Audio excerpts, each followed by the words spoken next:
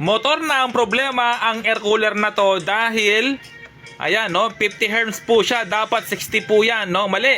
So kailangan mga repairman ay ganito. Ganito dapat yung motor niya no. So 60 Hz. Ayan no, kita nyo? 230 volts 60 Hz no. Iyon. Kaya kung bibili po kayo ng appliances sa online, nako, i-check nyo po yung mga feedback no. I-check nyo po yung comment. Iyon, dahil ito pong air cooler na to ay isang buwan pa lang nagagamit, halos bago pa lang sira na no. So ngayon, i-convert natin ng 60 Hz no, dahil 60 Hz po yung supply nating kurente sa bahay. Pag bakalas ko ng motor niya, ito po yung bubungad no. So bali, ayan, 50 Hz po talaga. Ayan no, 50 imbes na 60 no. Kaya nasira po siya. So bearing type po siya, napakatibay sana oh. Bearing. Nako, wala, sayang, motor ng problema. Etong motor na to, yun ang ilalagay natin. Yun mga ka-repairman, no? Subukan natin. Ayan, naka-cable tie pa yung makina. So hindi na talaga pwede to, no? Sayang, bearing pa naman. Alright, so ngayon, subukan na natin, no? Number 1 natin.